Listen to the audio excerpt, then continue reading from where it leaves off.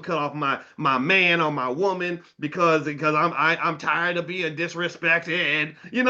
Right? You just get all that, right? And then next thing you know, you don't. To me, my visualization is like cutting off. It's like your right arm getting mad at your left arm, so you chop off your left arm, and then you hate your one day you hate your right knee, so you cut off your right leg, right? And next thing you know, you walk around here as a nub trying to win a 100-yard dash, with you a nub, you ain't got no legs, and you up here trying to run. Well, if you keep cutting everything off and you don't actually face the real issue, which could be connected to you play some part in your outcomes, your trauma, everything. If you're not healing and fixing that and learning how to collaborate and work through things with people, you're gonna be out here by yourself and you're gonna lose. So I kind of think going forward, as we sort of look at AI and everything else, I encourage everybody to learn how to get teammates. Did I sound crazy when I just said that? What do you think, Micah?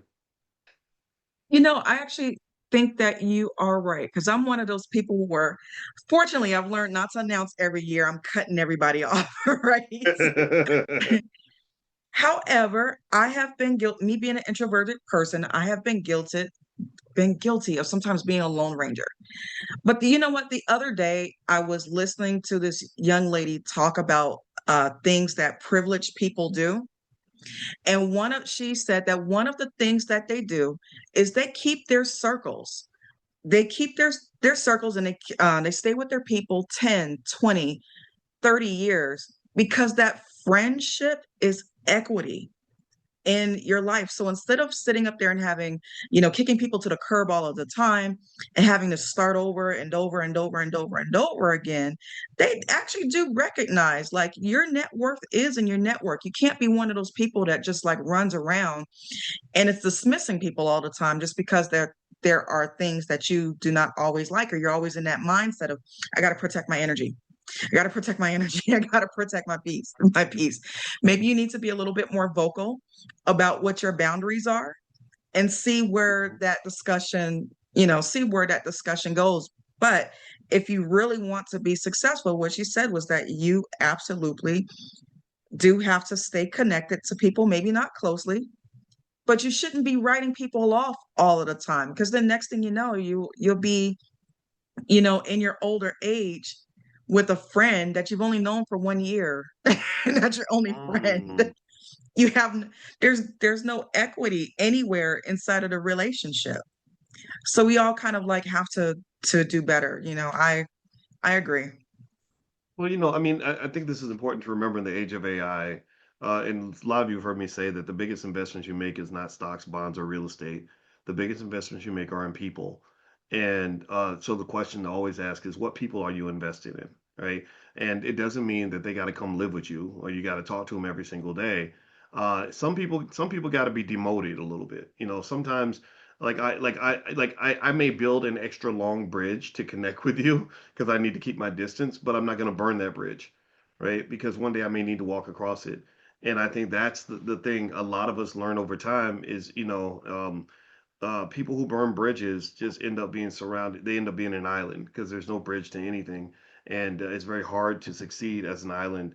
And especially when you're talking about going forward into the age of AI, right? So there's something to learn there. And so, by the way, I want to mention in the comments, Chanel is sharing the link. If you want to join our next stock options cohort in Coin, I'm going to put the link in there again. I think she's been sharing it, but here it is. Oh, there it is, right? So if you want to join our Coin cohort at a discount, I think it's January 8th. Is that the start date, Chanel? If the date is January 8th, if you could put that, confirm that. Okay, she put yes. Yeah, January 8th is when we start. So it's 6 weeks.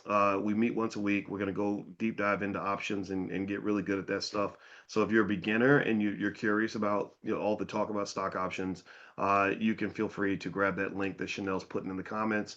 And also, Micah, her site, her platform is AIEmpireSociety.com. So feel free to go to Hmm. AIEmpireSociety.com if you want to get better at AI. Now, one thing I got to do, Micah, is I try to do this every class. Sometimes I forget stuff, but I want to read a B1 story. I like to read stories about people that are changing their lives, elevating their situations in a positive way, going to the next level economically as a result of what we're doing every single morning. In case you don't know, we meet every morning. We talk about Black Economics. And Maury Wilson is the subject of today. Maury, Mauryre, Mauryre. Somebody type Maury's name in the comments so we can give her a shout out. So Maury says, I never knew much about the stock market until I found Dr. Boyce's YouTube channel 2 years ago. Everything he spoke about on how important and easy it is to invest in stock made extreme sense to act. I opened my first brokerage account. I'd see that's act. You gotta take action. I love hearing about that. I opened my first brokerage account with Fidelity 2 years ago. Fidelity is actually where one account we use for our family trust. By the way, it's a great company. She says, I invest consistently every month. Consistency is the key. Your life is a product of what you do every day, or every month, or every week. Currently, my portfolio is steadily growing. Good. I have introduced this awesome new lifestyle to two close friends.